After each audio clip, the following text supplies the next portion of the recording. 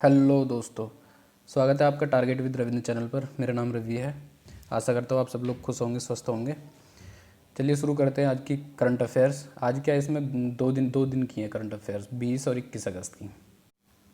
Number 1 है, शस्त्र विद्रोह के बाद माली के राष्ट्रपति ने अपने पद से इस्तीफा दिया। उनका नाम क्या है? उनका नाम है इब्राहिम बाबूकर कीता। कहाँ के? माली के राष्ट्रपति ने।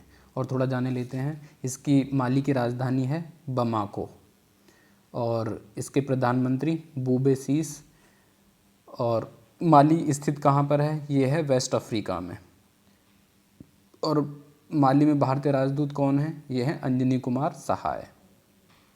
ठीक है जी। नेक्स्ट है, चालू वित्त वर्ष के सिर्फ 4 महीनों में कितने लोगों को काम देकर मनरेगा ने रोजगार सृजन का अपना ही वित्त वर्ष 2010-11 में रिकॉर्ड था 5.5 करोड़ लोगों को काम दिया था, इसने का रिकॉर्ड तोड़ा।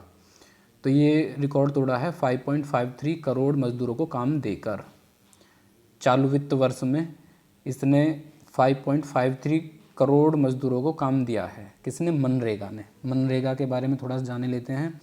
मनरेगा महात्मा गांधी राष्ट्रीय ग्रामीण रोजगार गारंटी अधिनियम। ठीक है जी। ये इसके तहत वर्ष 2006-07 में 200 पिछड़े जिलों में ये योजना शुरू करी गई थी। 200 पिछड़े जिलों में, 200 में ये योजना शुरू करी गई थी। मनरेगा फुल फॉर्म महात्मा गांधी राष्ट्रीय ग्रामीण रोजगार गारंटी अधिनियम। ठीक है जी। और वर्ष 2008-09 में इसे पूरे देश में लागू कर दिया गया था। 2008 और 9 से इसे पूरे देश में लागू कर दिया गया था। ठीक है। और वित्त वर्ष 19-20 के दौरान इसने मजदूरों को काम दिया था 5.48 करोड़ लोगों को। 5.48 करोड़ लोगों को काम दिया था 2019-20 के वित्त वर्ष में। और नेक्स्ट है अब थर्ड, महाराष्ट्र के राज्यपाल भगत सिंह कोश्यारी ने किस राज्य के राज्यपाल के रूप में अतिरिक्त प्रभार संभाला है? ये संभाला है गोवा का। क्यों? क्योंकि गोवा के जो राज्यपाल थे सत्यपाल मलिक, वो अब मेघालय के राज्यपाल नियुक्त कर दिए गए हैं। ठीक है जी। और थोड़ा जाने लेते हैं, गोवा के वर्तमान मुख्यमंत्री हैं प्रमोद सावंत। और भगत सिंह कोश्यारी को राज्यपाल के पद की शपथ दिलाई थी बॉम्बे हाई कोर्ट के मुख्य न्यायाधीश दीपांकर दत्ता ने। गोवा की राजधानी पणजी। नेक्स्ट है, कौन सी अमेरिकी कंपनी 2 ट्रिलियन डॉलर की पहली अमेरिकी कंपनी बनी? ये बनी है एप्पल। एप्पल के संस्थापक कौन थे? Steve jobs. एप्पल के संस्थापक स्टीव जॉब्स थे। स्टीव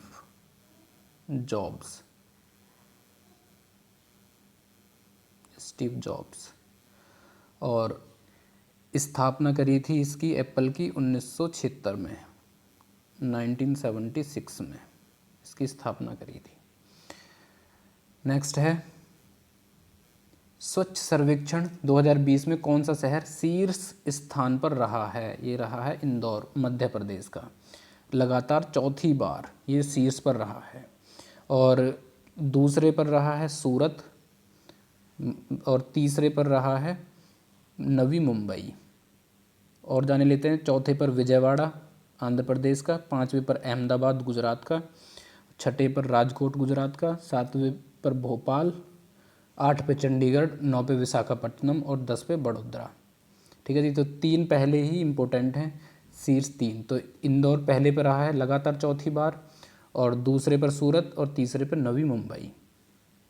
और इसमें बड़े शहरों की सूची में यूपी के 7 शहर हैं शामिल। यूपी के 7 शहर शामिल हैं। कौन कौन से हैं? लखनऊ है सबसे पहले 12वें नंबर पर, फिर आगरा, गाजियाबाद, प्रयागराज, कानपुर, वाराणसी, मेरठ अलग अलग नंबर पे हैं, ये कंटिन्यू नहीं है। मतलब लखनऊ 12वें पर है, आगरा 16वें नंबर पर, गाजियाबाद 19, प्रयागराज 20, कानपुर 25, वाराणसी 27, मेरठ 41वें नंबर पर है। और जाने लेते हैं थोड़ा, गंगा किनारे बसे शहरों में वाराणसी सबसे साफ़ सुथरा शहर है। गंगा किनारे बसे शहरों में वाराणसी सबसे साफ़ सुथरा शहर है। नेक्स्ट है, स्वच्छ सर्वेक्षण 2020 में स्वच्छता में बेहतरीन प्रदर्शन करने वाले कितने वह कौन से शहरों को 5 स्टार शहर घोषित किया गया है। ये 5 स्टार शहर घोषित किया गया है 6 शहरों को, जिनमें है इंदौर, सूरत, नवी मुंबई, अंबिकापुर, राजकोट और मैसूर। और थोड़ा जाने लेते हैं स्वच्छ सर्वेक्षण 2020 के बारे में। इसमें इस बार 4242 शहरों को शामिल किया गया था। ठीक है जी। और राज्यों की राजधानी वाली श्रेणी में नई दिल्ली प्रथम स्थान पर है और चंडीगढ़ दूसरे स्थान पर है। नेक्स्ट है 7वां, सोमालिया में पाया जाने वाला तथा IUCN की विलुप्त प्राय प्रजाति की सूची में शामिल छछूंदर हाथी को अन्य किस देश में देखा गया है। मतलब छछूंदर हाथी जो है IUCN ने विलुप्त प्राय प्रजाति की जो सूची है उसमें शामिल किया हुआ था, लेकिन अब ये फिर से किस अन्य देश में देखा गया। पहले ये सोमालिया में ही पाया जाता था, तो ये देखा गया है अफ्रीका में छछूंदर हाथी। ठीक है जी। ये लगभग 50 वर्षों के बाद देखा गया है और अंतिम बार ये सोमालिया में 1970 में देखा गया था। 1970 में सोमालिया में देखा गया था। नेक्स्ट है national mission on Himalayan studies के शोध के अनुसार हिमालय क्षेत्र में मधुमक्खियों, तितलियों और मक्खियों की प्रजातियां अब नाम मात्र की रह गई हैं बस। तो यह शोध किस संस्थान ने कराया था। ये कराया था भारतीय वन्यजीव संस्थान ने। ये कराया था भारतीय वन्यजीव संस्थान ने। नेक्स्ट है वंदे भारत मिशन किससे संबंधित है। तो वंदे भारत मिशन संबंधित है कोरोना महामारी में विदेशों में फंसे भारतीयों को स्वदेश लाने से। ठीक है जी। थोड़ा सा और इसके बारे में जाने लेते हैं क्योंकि ये इम्पोर्टेंट है क्वेश्चन कि ये जो है ये इसका जो कारण है, इनकी जो प्रजातियों के कम होने का जो कारण है वो है ग्लोबल वार्मिंग, रासायनिक खाद और कीटनाशकों का अंधाधुंध उपयोग। ये जो शोध करा गया है ये इसमें इनका कारण बताया गया है। कभी कभी कारण पूछ लिया जाता है एग्ज़ाम में, इसलिए। नेक्स्ट है, ये हो गया वंदे भारत मिशन किससे संबंधित है। नेक्स्ट है 10वां, देश के 9 राज्यों उत्तर प्रदेश, बिहार, MP, छत्तीसगढ़, उड़ीसा, तेलंगाना, महाराष्ट्र, कर्नाटक और तमिलनाडु के 15 स्थलों सहित अन्य किन 2 देशों को रामायण सर्किट परियोजना के अंतर्गत परस्पर जोड़ा जाना है। ये जोड़ा जाना नेपाल और श्रीलंका को। हाल ही में श्रीलंका को इसमें शामिल करा गया था। पहले 9 राज्यों के 15 स्थल और नेपाल थे, अब इसे श्रीलंका भी शामिल कर लिया गया है इसमें। ठीक है जी। ये योजना पुरानी है, लगभग 11 मई 2018 की है, 18 की है। ये मुझे कंफर्म नहीं है, एक बार देख लेना आप लोग। नेक्स्ट है नंदा देवी बायोस्फीयर रिजर्व के उच्च हिमालयी क्षेत्र के 8 ग्लेशियर पीछे खिसक रहे हैं। तो नंदा देवी बायोस्फीयर रिजर्व है एक यूनेस्को संबंधित धरोहर।